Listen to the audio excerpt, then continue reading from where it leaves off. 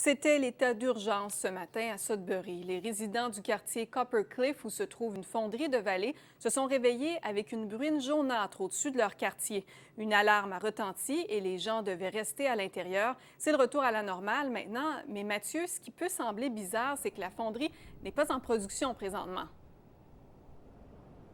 Non, Marjorie, parce que Vallée procède actuellement à ses travaux annuels d'entretien et de réparation à ses installations de sa fonderie ici à Coppercliff. Ce qui s'est produit, c'est que tôt ce matin, il y a des employés qui s'affairaient à vider un réservoir contenant de l'acide. Dans le processus, il y a une grande quantité d'eau, d'oxyde et de dioxyde d'azote qui se sont mélangés. Ça a créé une vapeur toxique qui a monté comme un nuage jaunâtre, là, et telle une montgolfière, ça s'est promené par-dessus le secteur de Coppercliff.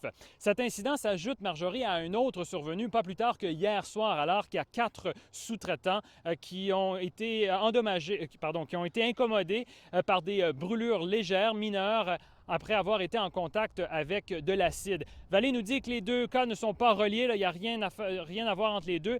Par contre, les résidents à qui j'ai parlé aujourd'hui sont plutôt inquiets de ce qui se passe. Josie Apolloni fait le tour de son jardin ce matin à la recherche de légumes frais, mais avec le nuage de dioxyde d'azote qui a survolé sa maison il y a quelques heures, elle s'inquiète pour sa récolte. I don't know if I should or should not. I picked some lettuce and then I don't know if I threw it out. Elle a cueilli de la laitue, mais se demande si elle devrait se contenter de bien la laver ou carrément la jeter au compost. Les résidents près de la fonderie ont dû rester à l'intérieur, portes et fenêtres closes, jusqu'à ce que la minière lève l'avertissement d'urgence. Le quartier a été bouclé pendant 2 heures et demie. Le fils de Mme Apolloni est, quant à lui, préoccupé en pensant à d'éventuelles fuites plus dangereuses.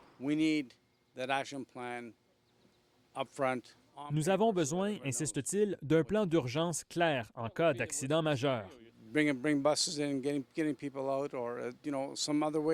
Il croit que la minière Vallée et la ville ont la responsabilité d'organiser et de coordonner des plans d'évacuation. C'est très important selon lui car de nombreux aînés habitent dans ce secteur surnommé la Petite Italie, d'autant plus qu'une partie du quartier est encerclée par les installations de la minière et que cette rue sous ce chemin de fer appartenant à Vallée en est la seule sortie.